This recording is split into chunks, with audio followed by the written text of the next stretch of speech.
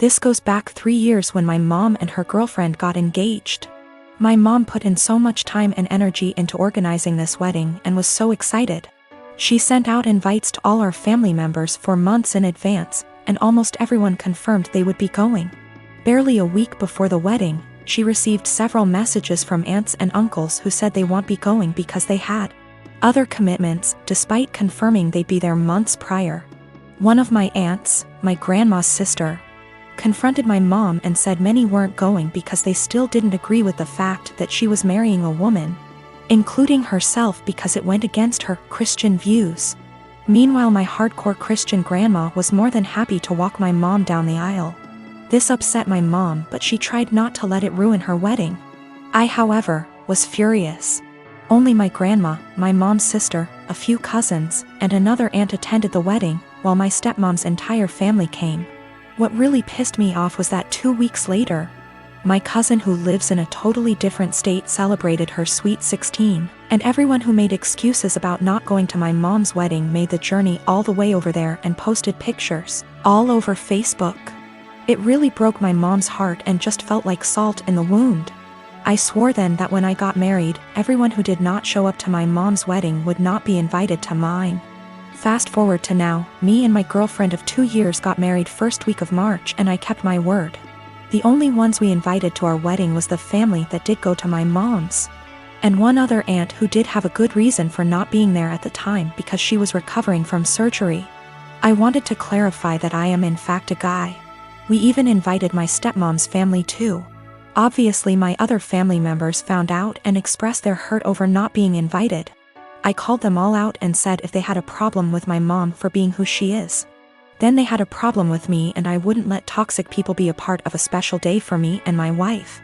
My wife stood behind my decision, as did my mom. That still doesn't seem to stop them from thinking it was a move and are turning it into a whole family drama because they think it was unfair to punish them for simply believing in something different. Wow, thank you so much for all the love and support, everyone. I have 3 children, the oldest being 16M. For my birthday last week, my son went out and bought me this swinging hammock chair that I had been wanting for 2 years, and it cost him quite a bit of his saved money, which I fully intend to put back into his bank account so he can continue saving. He was so excited to see me open this gift and couldn't wait to help me set it up. I told him he shouldn't have, that it was a lot of money, and his response was, "You never get anything nice. I wanted you to have it." And it was true.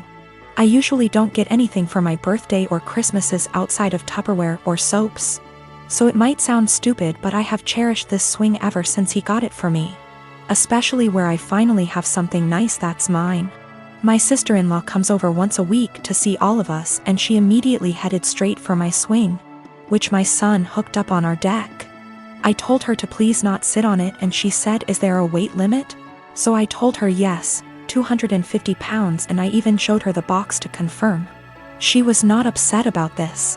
She just said, "That's a bummer. They need to make something capable of holding us big girls." I simply agreed with her and went about my business. At this point, my husband shows up from work.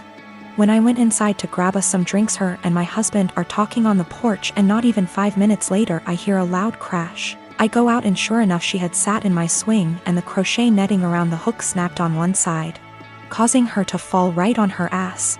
She is sitting there laughing, gets up and says, "I guess I need to learn to listen." So I lost it. As I said above, I literally never get anything nice. Never. This is the one thing that I had that was mine, and it didn't even take someone a freaking week before they ruined it for me. So I said, "I literally just told you not even 20 minutes ago that it would not hold you, and to please not sit in it."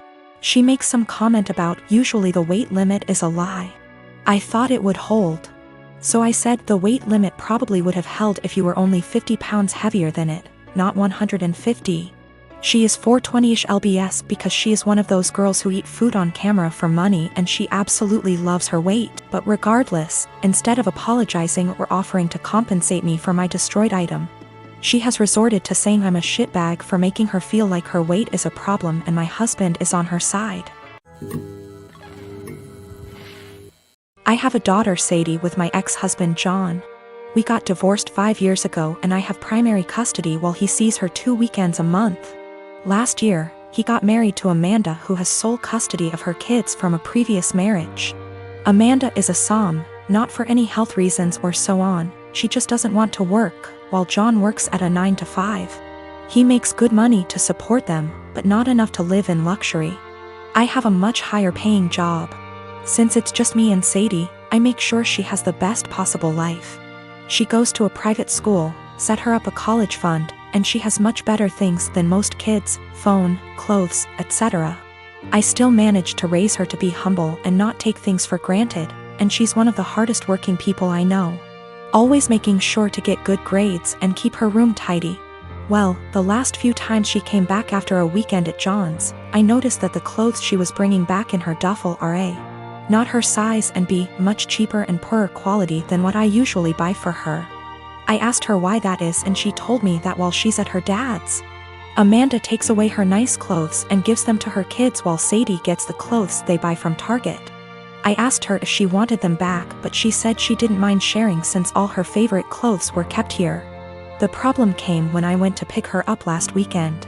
I had a business meeting and couldn't drive her over, so Amanda offered to just pick Sadie up from school, which hadn't happened before.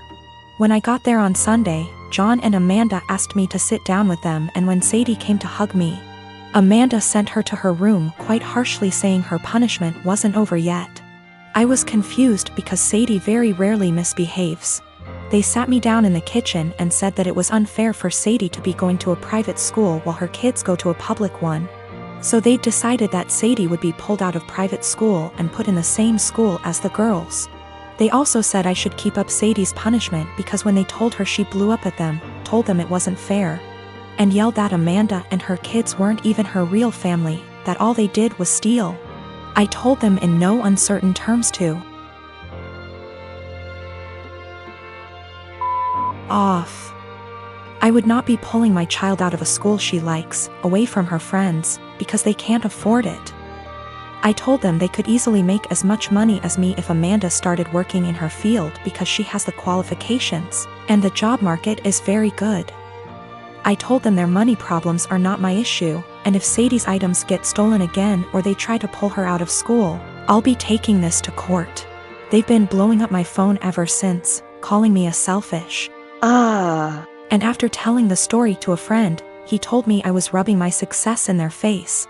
But I still don't feel like I did anything wrong. I got temporary guardianship while waiting for a court hearing. We're going to try to get full custody and have John get 1 day a week of visitation, supervised for at least the first few months, and no contact with Amanda or her kids. This way, he still sees Sadie just as much and they can try to repair their relationship, but she doesn't have to go back there. All contact between us is made through emails, which are CC'd by my lawyer, and I've asked for Sadie's things back. I've talked to Sadie and we've decided that she's going to try therapy for a little while to help deal with everything that's happened. We've had the hearing and our custody arrangements been modified. Any and all decisions relating to Sadie are made by me, and me alone. John has supervised visitation once a week. And Sadie will continue in therapy to deal with all the issues Amanda and company have caused her. They tried to push for 50/50 custody split on grounds of alienation. So me trying to put Sadie against her father. But we made it clear from the start that we wanted to keep Amanda and her children away, and wanted supervision only because we don't feel safe leaving him alone as of yet, but that we were open to modifications. Thanks to that, the proof of stealing, and Sadie's therapist's testimony, their claim was thrown out pretty quickly. Amanda's pissed, and has tried to contact me and Sadie, but I made it clear to her that if she keeps harassing me or my daughter, I'll have to make this known to the authorities. Sadie and I have blocked her everywhere, and any communication between John and us is made through text messages or emails only. My son's dad is going through some financial issues at the moment and struggling to make ends meet, and I try to be understanding. I try my best to give my son nice things. Now his nice clothes are reserved for going out. If he wants to play, that's fine, but he can go and play clothes. I do not want him playing in those clothes, and I sent him over there with a bag of causal clothes. We go to mass every Sunday and I have him dressed nicely. Now during mass I gave him to my ex because at that point it is now his week to stay with Alex. However, every single time, Alex will come back to me and his clothes will be wrecked, whether it's played in dirt, ripped. The buttons are off, the jeans are stained or ripped as well. I've thrown out multiple shoes because my ex will not have him change into the play clothes that I sent him in and just let him play in the nice clothes. I do not have him like this all the time.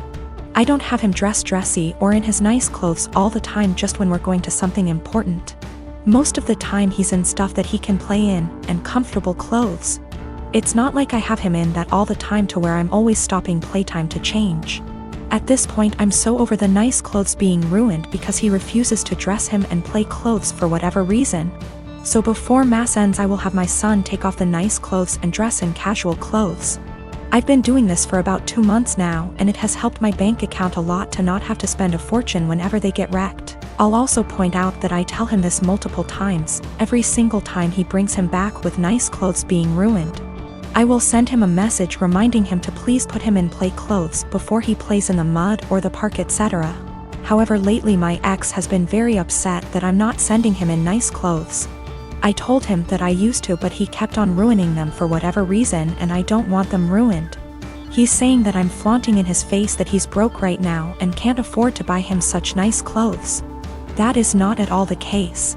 I said that that is his own insecurity talking because I have never ever done that and I'm giving him multiple chances. I'd even be fine if he at least washed them to the point where they weren't unwashable and stained. However, he keeps saying that I am rubbing in his face that he can't buy him nice clothes right now. He needs those clothes whenever they go out to somewhere nice, and I'm being an asshole to him because he lets his kid play, and I don't want him to enjoy his time with his son and they're just clothes. I said if it has such a little significance to him then he doesn't need them that bad and there is no argument here. He's pissed at me. I told her to a couple of my friends and family and they agree that I'm the insensitive to his situation,